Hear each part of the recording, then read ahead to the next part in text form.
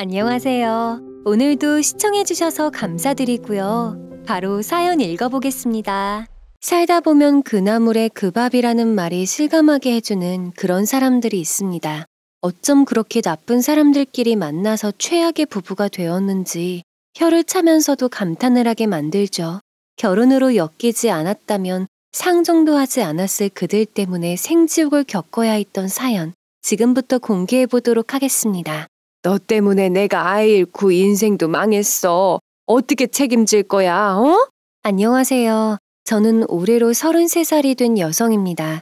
남편 역시 33살로 저랑 동갑인데 결혼한 지는 3년이 좀 넘었어요. 동갑하고 결혼을 해서 그런지 친구 같고 말도 잘 통해서 지금까지 큰 다툼 없이 잘 지내오고 있습니다. 그런데 이 동갑이라는 게 편한 사이에서는 참 좋은데 불편하고 껄끄러운 사람이 동갑이면 영 불편할 것 같아요. 그 불편한 사람은 다름 아닌 제 형님입니다. 남편한테는 결혼한 형이 하나 있어서 결혼과 동시에 아주버니와 형님이 한 부씩 생겼는데 두 분과는 성향이 반대인지 껄끄럽기만 했어요. 하지만 아주버님이랑 형님은 잘 맞는 커플인 것 같은 게 관심사가 굉장히 비슷해요. 사업에 관심 많고 돈을 좀 밝히는데 돈 많이 벌어서 원 없이 쓰고 살고 싶단 말을 달고 살아요. 그리고 회사원인 저희 부부한테 평생 부자 못 된다며 사람은 사업을 해야 된다며 잔소리도 자주 하시죠. 그 사람은 말이야, 자기 일을 해야 돼. 특히 남자는 남 밑에서 일하지 말고 당당하게 자기 사업을 해야 된다고. 하다못해 조그맣게 장사라도 해야 대박 기회가 찾아오지 않겠어. 아주버님은 명절이나 시부모님 생신 등으로 시댁에 모여 밥을 먹을 때 우리 부부에게 바보같이 회사만 믿지 말고 빨리 정신을 차려서 자기 사업을 하라면서 유난을 떨었습니다. 그리고 자기가 사업 경험이 있으니 돈을 조금 쥐어주면 컨설팅도 해주겠다면서 거만을 떨었죠. 저와 남편은 아주버님이 이런 말을 할 때마다 대충 듣는 신용만 할 뿐 진지하게 듣지는 않았습니다. 저나 남편은 안정적인 회사에 다니고 있었기 때문에 그만두겠다는 생각을 한 적도 없을 뿐더러 사업을 한다 치더라도 아주버님한테 도움을 요청할 생각은 눈꼽만큼도 없었거든요. 사실 아주버님은 시댁 소유 상가에서 2번이나 장사를 했다가 가게를 연 지 몇 달 만에 문을 닫은 적이 있습니다. 그런데 아주버님은 자신의 능력 부족을 받아들이지 않고 아직도 대박 가게의 꿈을 크게 꾸고 있어요. 장사가 실패했던 건 단순히 경험 부족이었을 뿐이지 자기는 타고난 장사꾼이자 사업가라며 장차 대한민국 외식업계에서 크게 될 사람이라면서 굳게 믿고 있습니다. 아주버님은 욕심만 많지 능력은 거의 없다고 해도 과언이 아닙니다.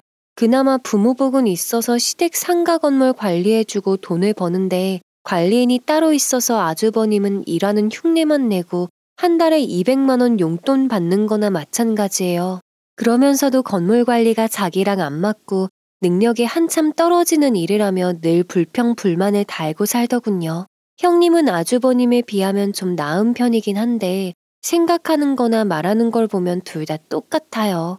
형님은 번역 프리랜서로 일하는데 자기가 엄청나게 실력 있는 번역가인 것처럼 자랑을 하죠. 거기에 복지 좋고 탄탄한 회사 다니는 제게 자격지심 같은 게 있는데 질투심을 못 눌러서 저를 볼 때마다 회사 다니는 사람은 불쌍하고 프리랜서는 여가 시간이 많아서 훨씬 우월하다는 식으로 말을 합니다. 유명회사 다니는 사람들, 겉으로만 좋아 보이지 사실 되게 불쌍하다? 정해진 시간에 출퇴근하고 시키는 일만 하고 그에 비하면 프리랜서 얼마나 좋아. 자기 시간 많지, 자기 하기에 따라서 돈도 많이 벌 수 있잖아. 형님은 어떻게든 저를 자극해 보려고 했지만 저는 꼼수에 넘어가지 않았습니다. 그러면 형님은 어디서 보고 들었다며 대한민국 대기업과 중견기업 직장인들이 스트레스를 많이 받는다느니 행복지수가 낮다느니 하는 기사를 들고 와서 읽어주곤 했어요. 형님의 이런 유치한 행동은 시부모님이 계신 자리에서 더 심해졌는데 그땐 주로 대기업 여사원들이 불임이 많다는 기사를 찾아와 보라고 난리였죠. 형님의 이러한 행동은 제가 혹시나 자기보다 먼저 임신을 할까 불안해서 나온 거였습니다. 형님은 다른 식구들 없는 자리에서는 저한테 와서 어린애들 안 좋아한다고 고백해놓고는 시부모님 앞에서는 얼른 엄마가 되고 싶다느니 첫째는 딸이 좋겠다느니 같은 말을 잘도 늘어놓았어요. 저는 형님을 보면서 사람이 어쩜 저렇게 대놓고 야망을 드러내놓나 싶어 놀랄 수밖에 없었죠. 형님이 임신 욕심을 내는 이유는 보나마나 뻔했습니다. 아이를 많이 낳아서 시부모님 신임을 얻고 시댁 소유 상가 같은 재산을 많이 물려받고 싶었던 거죠. 사실 형님이 재산 때문에 임신 욕심을 내게 된 배경에는 시아버지의 각별한 아이 사랑도 있습니다. 아버님은 아이들을 굉장히 좋아하셔서 평소에도 아이 많은 집이 부럽다는 말씀을 많이 하셨는데 아들만 많아 딸 귀한 집안 출신이라 저와 형님에게 손녀 낳기만 하면 원하는 거 뭐든 다 들어주겠다고 하셨거든요. 친가 가족들 명절이라고 다 모이면 말이다. 전부 남자밖에 없어. 어떻게 된 일인지 딸 많다는 집 여식도 우리 집안 남자들이랑 결혼하고 나면 아들만 계속 낳는단 말이지. 아버님은 친가도 그렇고 외가도 그렇고 온통 남자밖에 없다며 딸 많은 집이 너무 부럽다고 몇 번이나 이야기를 했습니다. 특히 술 한두 병 마시고 취기가 올라오면 손녀 타령을 그렇게 하셨는데 그때마다 형님은 곧 손녀 낳아드리겠다며 아버님에게 갖은 아양을 떨었죠. 아버님 조금만 더 기다리세요. 제가 딸만 셋인 집 막내인 거 아시죠? 그러니까 제가 임신하면 안 봐도 분명 딸일 거예요. 하지만 형님이 콧소리를 내며 가짜 애교를 부려도 아버님은 별로 좋아하시지 않는 눈치였습니다. 그도 그럴 것이 아주버님이 능력에도 안 되는 장사랑 사업 욕심을 내게 된 건 형님 탓이 컸기 때문입니다. 아주버님은 원래 나름 괜찮은 중소기업에 다니던 사람이었는데 형님이 사업하라고 하도 바람을 넣고 부추긴 탓에 사표 쓰고 나와서 장사하게 된 거였거든요. 형님은 아주버님이랑 같이 한두 가게가 망했을 때도 이 정도는 아무것도 아니라는 반응을 보이며 메뉴만 바꿔서 또 장사해보자고 말했다고 합니다. 어차피 상가가 시댁 것이니까 손님들 반응이 괜찮아질 때까지 계속 버티자면서 말이에요. 아주버님이랑 형님이 이번에는 피자를 만들어 팔아보겠다고 세 번째 장사 계획을 밝혔을 때 사람 좋은 아버님도 한계를 느꼈는지 굉장히 화를 내셨대요. 가게 인테리어랑 시설 비용 시댁에서 지원해준 거 생각도 안 하냐면서요. 첫째 아가, 손녀가 태어나면 나야 기쁘겠지만 애 키우는데 돈 많이 들어간다는 거 알고 하는 말이지. 너네 부부 나한테 빚 있다는 거 잊으면 안 된다. 아버님은 형님 부부의 사업 실패 이후 아무리 가까운 가족이라고 해도 돈을 그냥 주거나 빌려주는 건 정말 해서는 안 되는 일이라고 절실하게 깨달으신 듯 했습니다. 그래서 그런지 친척분들이 아버님 상가에 계약하고 싶다고 운을 띄워도 철저하게 못 들은 척하거나 눈치 없이 계속 부탁하면 버럭 화를 내세요. 아버님은 돈이나 계약 관계에 있어서는 칼이지만 며느리들이 딸 같아서 좋다며 저와 형님은 잘 챙겨주시는 편입니다. 그리고 그런 아버님의 마음을 잘 알기에 저도 아버님 좋아하시는 간식을 챙겨드리거나 자주 안부 전화를 하며 아버님께 받은 사랑을 조금이라도 갚아보려고 하고 있지요. 하지만 제가 아버님을 신경 쓰는 다른 이유가 하나 더 있습니다. 사실 아버님은 7, 8년 전에 풍이 살짝 와서 그때 영향으로 지금도 한쪽 다리를 절고 계세요. 병원에서는 아버님이 기초 체력이 좋고 힘이 넘치는 분이라 그나마 건강에 큰 영향은 없었다고 했다는데 지금도 지팡이 하나 들고 여기저기 잘 다니시는 걸 보면 큰 걱정은 하지 않아도 되는 것 같습니다. 그러던 어느 날 아버님 칠순을 축하하기 위해 다 같이 시댁에 모여서 밥을 먹게 되었습니다. 어머님은 아버님 칠순이라고 오랜만에 작심하고 요리 솜씨를 발휘해서 잡채며 불고기며 아버님이 좋아하시는 맛있는 음식을 많이 하셨죠. 요리에 자신이 없는 저는 생크림 케이크랑 생신 선물을 준비해 갔습니다. 70이라고 숫자 모양으로 된 초를 준비해 가서 촛불을 붙이고 생신 축하 노래를 불렀는데 아버님이 초가 너무 귀엽다며 굉장히 좋아하셨어요. 아버님은 제가 준비한 선물인 지팡이도 굉장히 마음에 들어 하셨습니다. 원래 쓰던 건 낡아서 바꾸고 싶었는데 타이밍 좋게 필요한 것 받아서 기분이 좋다고 하셨죠. 아버님 마음에 든다니 다행이에요. 실은 그 지팡이 저희 엄마 쪽 친척분이 만드신 거예요. 이분이 무형문화재인가 명인인가 그런데 대학 교수랑 기업 사장님들도 이분이 만든 지팡이 구하려고 난리래요. 허허, 그러냐. 내가 보는 눈이 있긴 있나 보다. 한눈에 딱 봐도 좋은 거다 싶더라고. 아버님은 지팡이가 매끈하게 잘 깎인 데다가 손잡이 부분이 부드러워서 잡기 좋다고 좋은 지팡이 구해줘서 고맙다는 말을 몇 번이나 하셨습니다. 밝고 환하게 미소 짓는 아버님을 보는 저 역시 기분이 좋아져서 지팡이 잘 쓰시라고 화답을 했지요. 그런데 그때 갑자기 형님이 섭섭하다고 소리를 지르며 눈물을 터뜨리는 바람에 들떴던 잔치 분위기가 확 가라앉고 말았어요. 동서, 아까부터 참고 있었는데 정말 너무하는 거 아니야? 동서가 자꾸 그러면 나는 뭐가 되냔 말이야. 형님은 고개를 제 쪽으로 확 돌리더니 갑자기 신경질을 팍 냈습니다. 난데없이 화풀이 대상이 된 저는 깜짝 놀라서 그게 무슨 말이냐고 물었어요.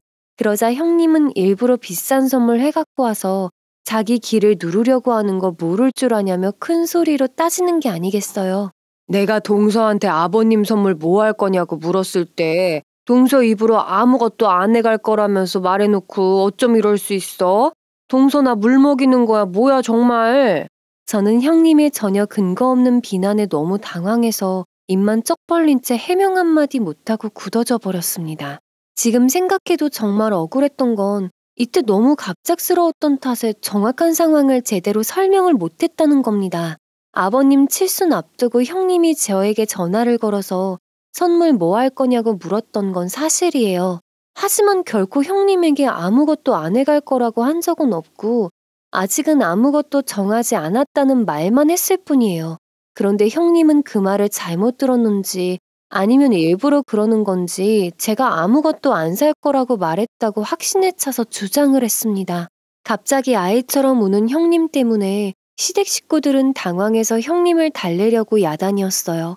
하도 분위기가 어수선하다 보니 저 역시 형님에게 그만 오시라며 위로 아닌 위로를 건네고 말았습니다. 그런데 그때 아주버님이 제 말허리를 끊더니 저한테 여우처럼 머리 굴려서 사람 곤란하게 만들지 말라고 경고를 날렸어요. 아주버님의 무례한 발언에 어떻게 대처할까 고민하던 차에 제 남편이 나서서 한마디를 했습니다.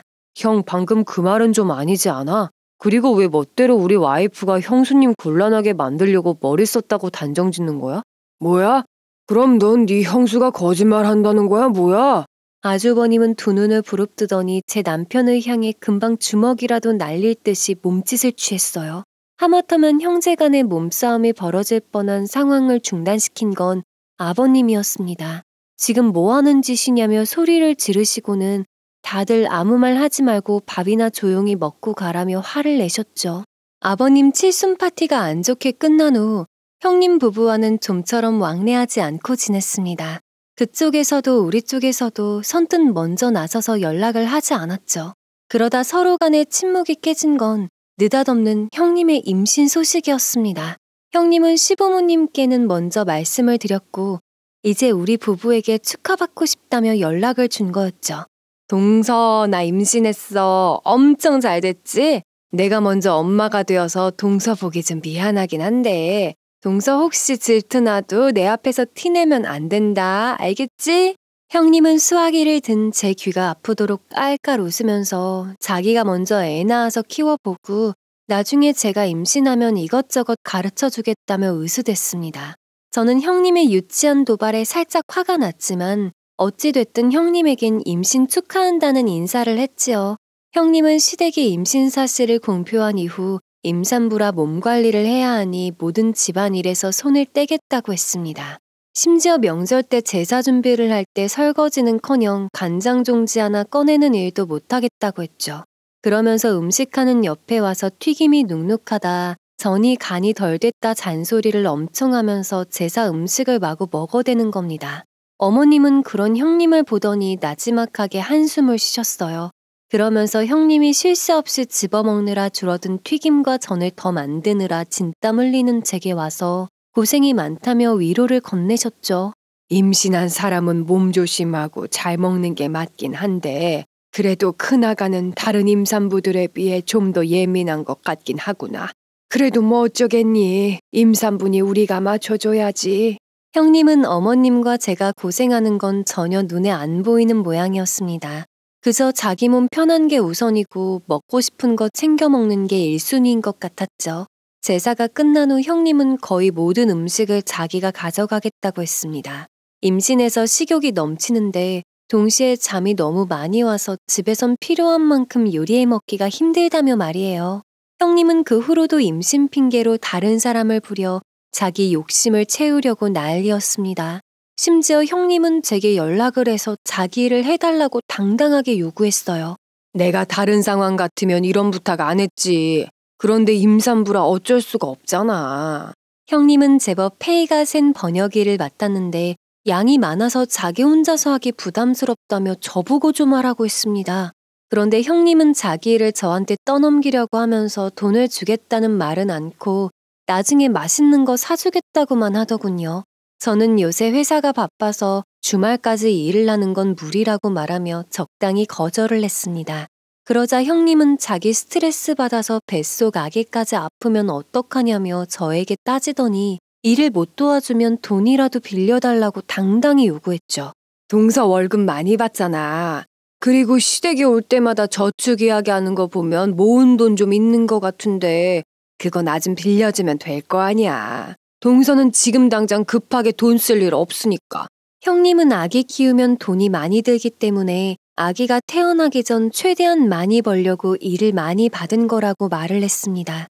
그러면서 이런 사정 충분히 짐작 가능할 거면서 일 못 도와준다고 버티냐며 저를 나쁜 사람인 것처럼 덧붙였고요.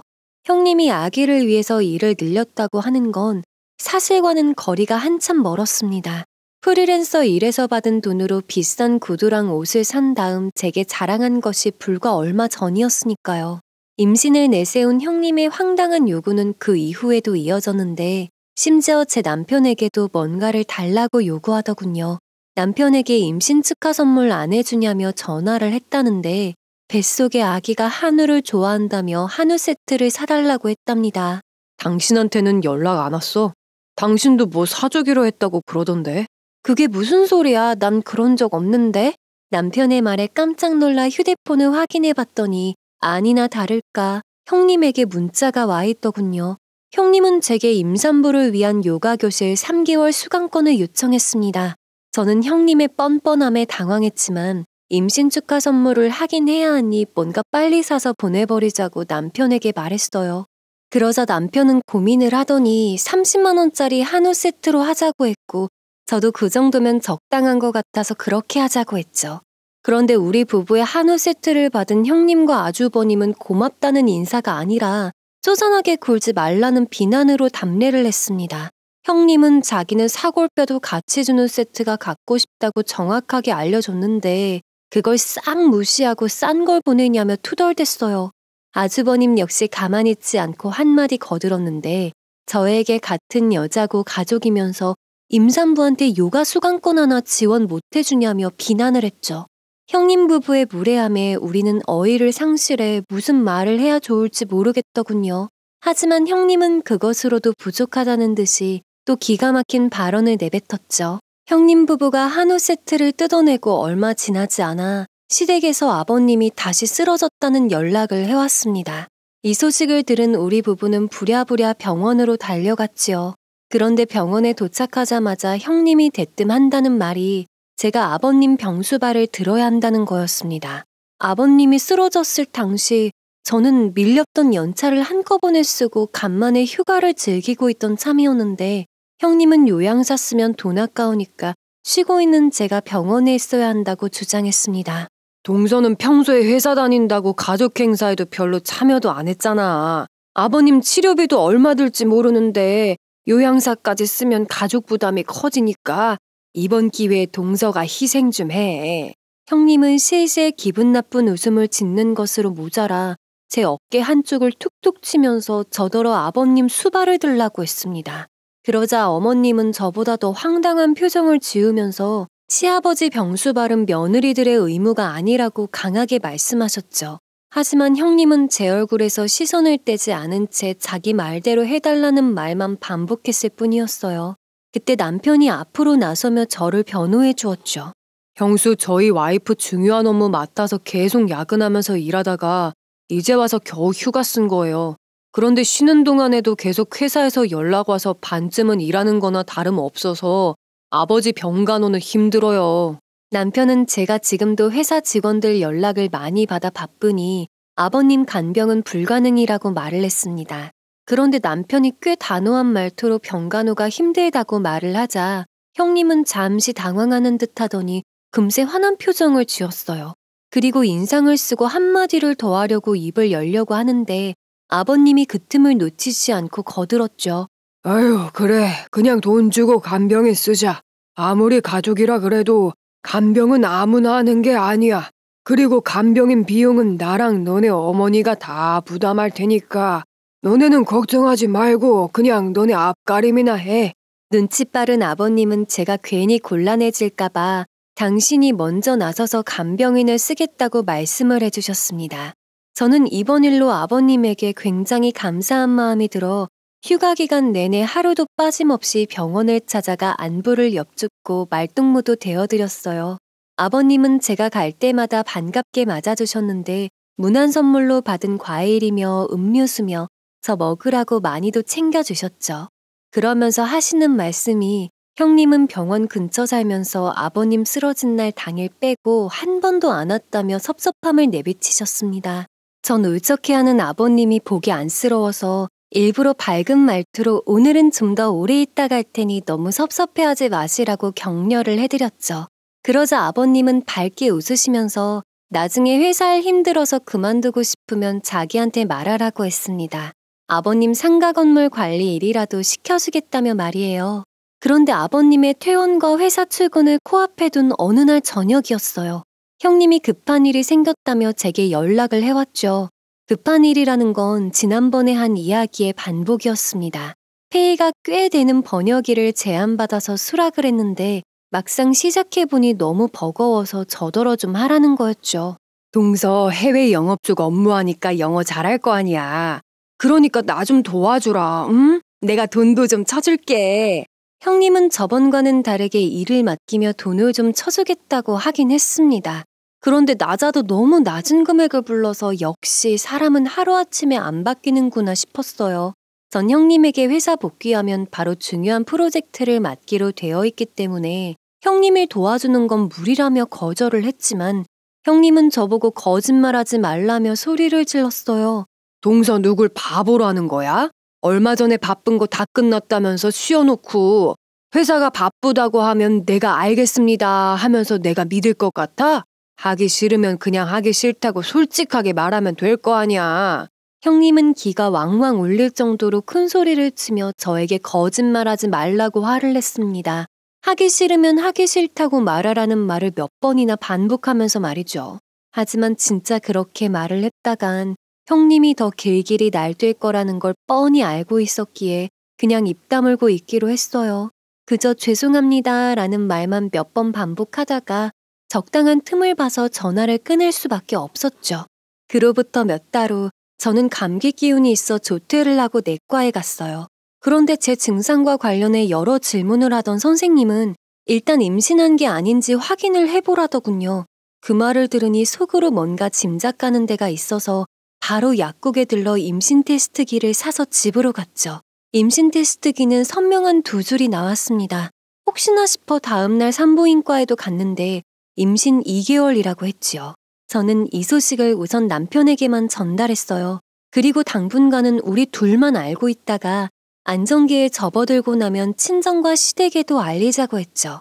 안정기에 접어들고 뱃속 아기가 건강하단 걸 확인한 후 우리 부부는 시댁에 이 소식을 알렸습니다. 시댁에서는 우리 집안에 2번째 경사가 생겼다며 환호성을 질렀죠.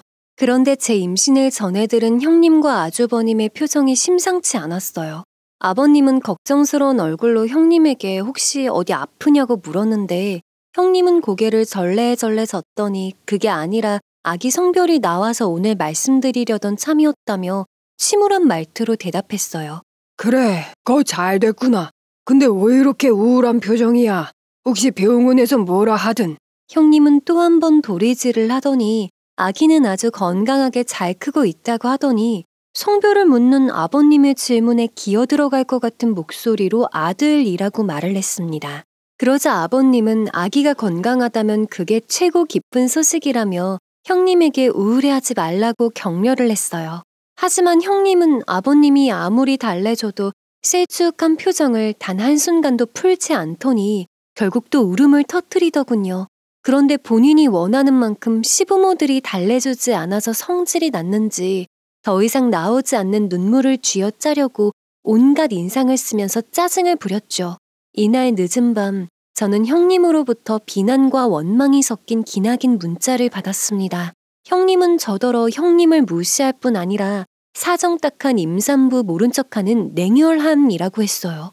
그리고 시부모 관심 받으려고 임신한 걸 숨기고 있다가 형님이 아기 성별 말하려고 하는 타이밍에 맞춰서 발표했다고도 했고요. 전 괜히 반응을 하면 큰 싸움이 날 것 같아서 문자든 전화든 아무것도 하지 않기로 했습니다. 그러자 형님은 자기 문자 씹냐며 온갖 비난이 섞인 장문의 문자를 또 여럿이나 보내더군요. 한 달쯤 지난 밤이었습니다. 저와 남편은 갑자기 울린 전화벨 소리에 화들짝 놀라 잠에서 깨었죠. 전화를 건 사람은 어머님이었는데 어머님은 심각한 목소리로 지금 빨리 병원으로 오라고 했습니다. 형님의 뱃속 아기에게 안 좋은 일이 있었다는 거였죠. 병원에서는 이 일을 두고 정확한 원인을 콕 집을 순 없겠지만 과로와 스트레스가 가장 가능성이 크다고 했습니다. 산모의 면역력이 많이 떨어져 있었고 여러모로 몸이 너무 약해져 있었다며 말이에요. 형님은 일이 많다고 저한테 하소연을 한 날 이후에도 계속해서 일을 더 받았다고 했습니다. 다 아기랑 가족을 위해 한 일이었다며 눈물을 펑펑 쏟으면서 말이에요. 시댁 식구들은 그 말이 사실이 아니라는 걸 알고 있었지만 한마디도 하지 않고 그냥 꾹 참고 있었습니다. 형님 침대 옆 서랍장 위에 있던 새로 산 명품백 쪽으로 눈길을 주지 않으려 애를 쓰며 말이죠. 어머님과 아버님은 몹시도 상심했지만 형님 앞에서는 아무 말도 하지 못해 속으로 앓는 수밖에 없었습니다. 그런데 어느 날 어머님이 저를 살짝 부르더니 형님한테 일 그만하라고 몇 번이나 말을 했다고 고백을 하셨어요. 내가 제발 일 좀 그만하라고 몇 번을 말했는지 모른다. 그런데도 내 말도 안 듣고 요새 돈 많이 번다는 말만 하면서 밤을 새면서까지 일을 하지 뭐냐. 어머님은 형님이 딱해서 반찬을 해서 가져다 줬다는데 그 틈을 타 다시 한번 일을 그만하라고 권유를 해보기도 했대요.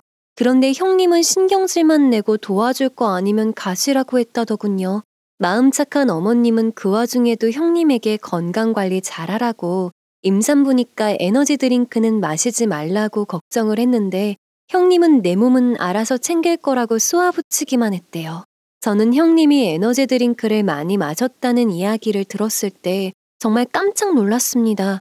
건강한 사람도 멀리한다는 음료를 임산부의 몸으로 매일같이 마셔댔다는 게 좀 충격이었기 때문이에요. 하지만 이런 사실보다는 아이를 잃은 형님의 마음을 달래주는 게 우선이라고 생각했기에 따로 형님 병문안 갈 준비부터 해야겠다 싶었습니다.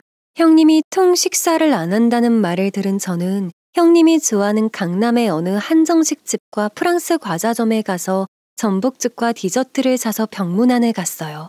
그런데 형님은 제 얼굴을 보자마자 눈을 부라리더니 꺼지라고 소리를 지르며 저를 향해 죽이 담긴 플라스틱 통을 냅다 던졌습니다. 무슨 낯짝이라고 여길 들어와. 당장 나가라고. 형님이 던진 통은 제 얼굴 바로 옆 벽을 치고는 바닥으로 쿵 하는 소리와 함께 떨어졌습니다. 운 좋게 얼굴에 맞는 불상사는 면했지만 통이 바닥을 칠 때 뚜껑이 열리는 바람에 신발이 죽범벅이 되고 말았죠. 전 조용히 바닥에 떨어진 통을 들고 나온 다음 병실 문을 조용히 닫았습니다. 엉망이 된 죽통은 병원 쓰레기통에 버렸고요. 그로부터 며칠 뒤 연차를 내고 집에서 쉬고 있던 날이었습니다. 갑자기 초인종 소리가 울려서 인터폰 화면을 보니 아주버님이 서 계시더군요. 전 별다른 의심 없이 문을 열었다가 곧바로 후회를 하고 말았습니다. 아주버님은 낮부터 술을 마셨는지 술 냄새가 풀풀 풍겼고 눈동자도 풀려 있었죠. 저는 지금 직장 상사랑 통화하며 일 이야기하는 중이라 바쁘다는 말을 하고 황급하게 문을 닫았어요. 그러자 아주버님은 복도가 쩌렁쩌렁 울리도록 큰 소리로 이렇게 말하더군요. 우리 와이프 그렇게 된 거 재수 씨한테 책임 있는 거 알고는 계시지? 그렇게까지 도와달라고 했는데 한 번을 안 도와주고 말이야. 그래도 내가 마음이 넓으니까 지금이라도 빌면 용서를 해줄게. 아주버님은 최근 형님이 겪었던 일의 가장 큰 원인이 저라고 말하면서 그의 합당한 책임을 지라고 했습니다. 아주버님이 말하는 합당한 책임이라는 것은 결국 돈이었는데 형님 입원비랑 치료비 그리고 위로금을 포함해서 2천만 원을 달라고 하더군요. 그러면서 덧붙이길 돈을 주지 않거나 자기가 찾아왔던 걸 제 남편에게 말하면 제 추악한 진실을 세상에 다 알리겠다고까지 했는데 이때 목소리가 어찌나 무섭던지 굳게 닫힌 문 너머에 있는데도 몸이 덜덜 떨리더군요. 아주버님은 약 20분간을 혼자서 떠들다가 자리를 떴고 그제서야 정신이 돌아온 전 남편에게 전화해 이 모든 사실을 알렸죠. 연락을 받은 남편은 깜짝 놀라더니 조퇴를 하고 바로 집으로 달려왔는데 오자마자 아주버님에게 전화하더니 크게 화를 내며 다시는 우리 집에 얼씬도 말라고 경고했습니다. 남편은 한 10분을 큰 소리치며 아주버님과 싸우더니 전화를 확 끊고 바로 아버님께 연락을 했어요. 실상을 전해들은 아버님은 굉장히 화를 내시더니 무슨 조치를 취하겠다고 약속을 해주셨습니다. 고의한 것 같으니라고. 나한테 해고당한 분풀이를 거기 가서 했구만. 그 녀석 그거 몇 달 전부터 일하는 중에 술을 퍼마시다가 잘린 건데 또 낮술 퍼먹고 이번에는 행패까지 부려.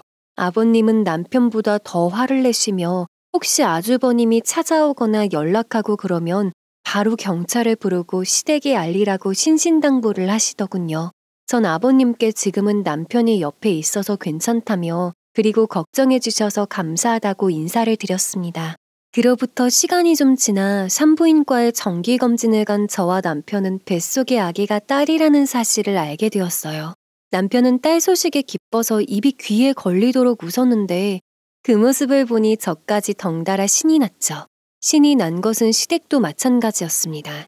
특히 아버님이 굉장히 좋아하셨는데 태어나지도 않은 손녀한테 뭐 사줄지 고민이라며 싱글벙글이셨죠. 우리 부부는 딸 가진 소식은 형님 부부에게 따로 알리지는 않기로 했습니다. 그런데 어떻게 알았는지 딱 3일이 지나서 형님이 저에게 전화를 걸어왔어요. 동서 딸 가졌다며? 축하해. 동서는 절대 남 안 도와주고 자기 이익만 챙기는 사람이니까 몸조리도 잘해서 건강한 아기 낳겠지만 뭐 사람 일은 어떻게 될지 모르잖아. 안 그래? 형님은 입으로만 축하한다고 하면서 사실상 저주나 다름없는 말을 했습니다. 전화통화한 거라 얼굴은 볼 수 없었지만 축하한다고 하는 형님은 분명 이를 꽉 깨물고 분노에 찬 악마 같은 표정을 하고 있으리란 것 쉽게 짐작할 수 있었죠. 사람 일은 어떻게 될지 모른다는 형님의 경고가 힘을 발휘한 것일까요? 공주님을 만날 생각에 들떴던 제게 청천벽력 같은 일이 생기고 말았죠. 여느 날과 다름없이 출근을 한 어느 날 제가 복도를 지나는데 직원들이 저를 쳐다보는 눈빛이 이상하다고 느꼈습니다. 착각인지 아닌지 모르겠지만 저를 보고 수군대는 것 같기도 하고 말이에요. 그런데 인사부장님이 잠깐 이야기를 하자고 저를 부르더니 대뜸 종이 하나를 내밀면서 이거 진짜냐고 물어보시더군요. 이게 뭔가 하고 보던 저는 하마터면 큰 소리를 지를 뻔했습니다. 그 종이는 투고서였는데 제가 유부남이랑 바람을 폈다며 고발한다는 내용이 담겨 있었어요. 글을 쓴 사람은 바람난 유부남의 아내라고 했는데 상간녀를 저로 지목하면서 회사 내 제 직책과 이름 석자까지 아주 정확하게 밝혀놨더군요. 이게 뭐예요? 이거 누가 주고 간 거예요? 부장님 이건 정말 말도 안 되는 모함이에요. 전 떨리는 몸을 진정시킨 후 부장님에게 투고서를 쓴 사람이 아기를 가지고 모함을 한 것이거나 단단히 착각을 한 것이라고 해명을 했습니다. 제 말을 들은 부장님은 고개를 끄덕이더니 제 말을 진실로 전제하고 이 일에 대해 조치를 취해보겠다는 말씀을 했습니다. 전 부장님께 다시 한번 여기 적힌 건 결코 사실이 아니니 회사 내에서 소문이 돌아 괜한 피해보는 일이 없도록 도와달라고 부탁드렸죠. 전 투고서가 거짓이라는 걸 알면서도 계속 신경이 쓰였습니다. 도대체 누구의 원한을 샀길래 이런 짓을 당하는 건가 싶어 좀처럼 잠이 오지 않았지만 뱃속의 아기가 걱정되어 최대한 생각하지 말자고 다짐했죠. 제가 스트레스 받는 것을 본 남편과 시부모님은 도와줄 일이 없냐고 물어보며 많이 걱정했습니다. 전 가족들까지 우울하게 만들고 싶지 않아 어떻게든 마음을 달래려고 해봤지만 아무리 애를 써도 억울하고 화나는 감정이 가라앉지 않았습니다. 결국 이때 받은 스트레스로 인해 예정일보다 한 달 반이나 빨리 아이를 낳고 말았습니다. 아이를 낳던 날 기억은 지금도 생생한데 기쁨보다는 불안과 긴장 때문에 그런 것 같습니다. 아침에 일어나 보니 속옷에 빨간 자국이 보였고 당황한 저는 남편을 불러 급히 병원으로 향했죠. 병원에서는 한시가 급하니 바로 수술을 하자고 했고 수술 동의서에 서명하고 바로 수술실로 들어갔어요. 수술은 잘 끝났고 산모와 아이도 건강해서 천만다행이긴 했는데 지금 생각해도 아찔한 순간이라 출산과 관련해서는 그리 좋은 기억이 남아있진 않아요. 하지만 최악이었었던 것은 형님의 병문안이었습니다. 형님은 무슨 생각이었는지 새빨간 코트를 입고 붉은 장미와 안개꽃으로 엮은 꽃다발을 들고 병원을 찾아왔었어요. 빨간색을 본 저는 마음이 뒤숭숭했지만 예의상 병문안 와줘서 고맙다는 말을 하며 꽃을 받을 수밖에 없었습니다. 형님은 불편해하는 저를 보며 씩 웃더니 이렇게 말을 했어요. 꽃은 사람을 위로해준다고 하길래 한번 사봤어. 동서가 뭘 좋아하는지 몰라서 내가 좋아하는 걸로 사온 건데 꽃말이 뭔지는 미처 확인을 못했으니까 궁금하면 나중에 찾아봐. 형님은 기분 나쁜 웃음을 흘리며 꽃말을 찾아보라고 권했습니다. 형님이 돌아가고 빨간 장미와 안개꽃의 꽃말을 찾아본 저는 경악할 수밖에 없었어요. 붉은 장미의 꽃말은 전쟁, 그리고 안개꽃의 꽃말은 죽음이었거든요. 이걸 확인한 순간 형님과는 평생 적으로 지낼 수밖에 없다고 생각했습니다. 그리고 앞으로 형님이 얼마나 불쌍하게 굴든 절대 용서해주지 않겠다고 결심했죠.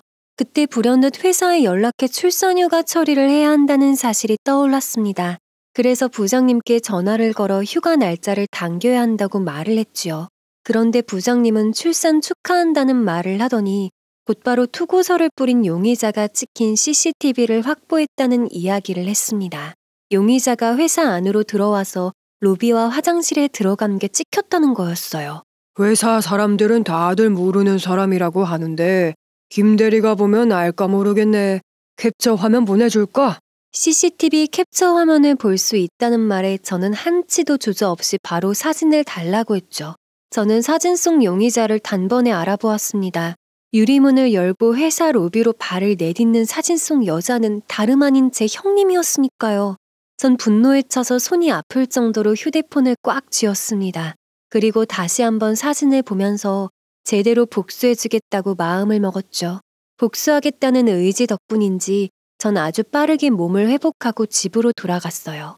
전 집에 가자마자 남편에게 형님 일을 알렸는데 사진을 본 남편은 펄쩍 뛰더니 당장 경찰에 신고하자며 난리였어요. 하지만 전 더 좋은 방법이 있으니 잠시만 참으라고 말한 뒤 남편에게 협조해줄 것을 부탁했습니다. 저는 출산을 축하해준 시댁 식구들에게 식사 대접을 하고 싶으니 시댁에 다 같이 모이자고 했습니다. 형님 부부에게는 비싼 답례 선물도 준비했으니 꼭 와달라는 말도 남겼고요. 약속된 그날 시댁에 가보니 형님 부부는 살짝 상기된 표정으로 먼저 기다리고 있었습니다. 형님은 선물이라는 말에 신이 난 것 같았고 아주버님은 또 술을 마셨는지 술 냄새도 나고 눈에는 실핏줄도 서 있더군요. 동서 깜짝 선물이라는 게 뭐야? 뜸들이지 말고 빨리 내놔봐. 형님은 몸은 어떠냐는 흔한 안부 인사말 하나 없이 선물부터 달라고 보챘습니다. 전 형님에게 기다리라고 하고는 시부모님과 형님 부부에게 형님의 CCTV 사진을 보냈죠. 사진을 확인한 아버님은 입가를 실룩실룩 하시더니 형님을 향해 큰 소리를 치셨어요. 이거 뭐야? 이거 큰 며느리 너 아니냐? 작은 며느리 이상한 소문 퍼뜨린 범인이 바로 너였어. 무슨 소리예요, 아버님? 이거 저 아니에요. 동서 나 물 먹이려고 작정했어? 어디서 비슷하게 생긴 사람 사진 갖고 와서 사기치는 거야? 형님은 당돌하게도 아버님 두 눈을 똑바로 보면서 사진의 여자가 자기가 아니라고 발뺌을 하는 걸로 모자라 제가 자기를 곤경에 빠뜨리려고 음모를 꾸몄다며 주장했습니다. 하지만 이미 형님의 거짓말에 질릴 대로 질린 시부모님은 형님의 말을 전혀 믿어주지 않았죠. 그러자 형님은 시부모님이 저와 한통속이 되어서 자기를 모함한다며 고함을 치더니 들고 있던 가방을 바닥에 내팽개치고는 난동을 부리기 시작했어요. 그래, 자식 못 낳은 며느리는 쓸모없으니 나가라 이거지. 그런데 나는 곱게는 못 나가. 죽어도 같이 죽지 혼자는 억울해서 못 죽는다고. 형님은 두 눈을 부라리면서 저와 시부모를 향해 거칠게 삿대질을 해댔어요. 그러면서 하는 말이 자기는 순순히 물러설 생각 없다면서 자기를 모함한 것에 대해 고개 숙여 사과하지 않으면 한 발짝도 움직이지 않겠다며 고집을 피웠습니다. 남편은 그런 형님을 진정시키기 위해 흥분을 가라앉히라고 최대한 부드럽게 말을 걸었어요. 하지만 형님은 왜 명령질이냐며 너나 조용히 하라며 화를 냈고 남편은 계속 반말로 무례하게 구는 형님에게 존대를 해달라고 했습니다. 그런데 그때 아주버님이 불쑥 끼어들더니 남편의 멱살을 잡았어요. 야, 이 녀석아, 넌 위아래도 없냐? 네가 뭔데 내 마누라한테 이래라 저래라야, 어? 대기업 다니고 돈 잘 벌면 사람 무시해도 되는 거냐고. 아주버님이 남편의 멱살을 어찌나 세게 잡았는지 남편은 목이 막혀 캑캑거리는 소리를 냈습니다. 그 모습을 본 아버님은 깜짝 놀라 아주버님의 팔을 잡고 그만하라며 매달렸어요. 그런데 아주버님은 아버님을 힐끗 한번 보더니 인상을 확 찌푸리고 아버지까지 나를 나쁜 사람 취급하냐고 소리를 치더니 아버님 가슴을 손으로 확 세게 밀쳤죠. 아주버님께 밀린 아버님은 뒤로 몇 걸음 주춤하더니 다시 한번 아주버님에게 다가가 멱살을 잡은 쪽에 팔을 잡고 세게 당겼습니다. 그러자 아주버님은 주먹을 꽉 쥐더니 아버님 어깨와 가슴을 한 차례씩 힘껏 내리쳤어요. 아버님은 쿵 하고 엉덩방아를 찢더니 쿨럭쿨럭 기침을 심하게 했는데 옆에 있던 어머님이 화들짝 놀라면서 경찰에 신고하겠다고 소리를 질렀습니다. 하지만 어머님이 손을 심하게 떠시는 바람에 제가 대신 112 버튼을 누르는 수밖에 없었죠. 경찰은 신고를 하고 나서 정확히 17분 뒤에 도착했습니다. 경찰은 대략적인 상황을 전해 듣고는 아주버님과 형님을 차에 태우고 경찰서로 갔어요. 아주버님은 하도 소리를 지르고 반항을 하는 통에 수갑을 찬 상태로 이동해야 했지요. 시부모님과 저희 부부는 남편의 차로 경찰서로 갔습니다. 남편은 서에 도착하자마자 오늘 시댁에 있었던 일뿐 아니라 형님이 투고서를 뿌린 일도 함께 진술을 했어요. 법적인 도움을 받을 수 있을까 하는 기대감에서였죠. 담당 형사는 모욕이랑 명예훼손죄로 형사소송한 다음에 민사소송하면 배상금을 받아낼 수 있을 거라고 했습니다. 그렇게 되면 벌금 물고 전과 기록도 남고 민사에서 지면 위자료를 내야 된다며 말이에요. 형사는 형님 쪽을 보더니 증거가 확실하니 웬만하면 버티지 말고 인정하고 합의하라고 했어요. 재판까지 가서 유리할 거 하나도 없으니 지금이라도 용서를 빌라며 말이에요. 그런데 형님은 재판이라는 말을 듣자마자 두 눈을 크게 뜨고 벌벌 떨더니 자리에서 벌떡 일어나 아주버님을 가리키며 이렇게 말했어요. 전 아무 잘못 없어요. 그거 전부 다 이 사람이 시켜서 한 거예요. 자기가 시키는 대로 안 하면 이혼하겠다고 했단 말이에요. 형님의 충격 고백과 함께 경찰서 안은 아수라장이 되었어요. 수갑을 찬 아주버님이 벌떡 일어나 형님에게 달려들었고 옆에 있던 사람들은 그 둘을 말리느라 진땀을 빼야 했지요. 아주버님은 얼굴이 시뻘개져서 형님을 향해 배신자라고 소리쳤고 형님은 질세라 자기 인생을 망친 사기꾼이라고 맞받아쳤어요. 두 사람은 조용히 하라는 경관의 말을 무시한 탓에 유치장에 갇히는 신세가 되고 말았죠. 두 사람은 모욕죄와 명예훼손죄로 벌금 300만 원을 물게 됐습니다. 전 두 사람의 유죄가 결정되자마자 판결문을 증거로 해서 민사소송을 해서 위자료도 왕창 받아냈고요. 욕심 많고 악한 두 사람은 그나마 갖고 있던 집을 담보 잡아 대출을 내서 위자료를 내야 했습니다. 반성하는 기색 없이 소송에 졌다고 부르르 떨던데 아까워서 위자료는 어떻게 줬나 모르겠네요.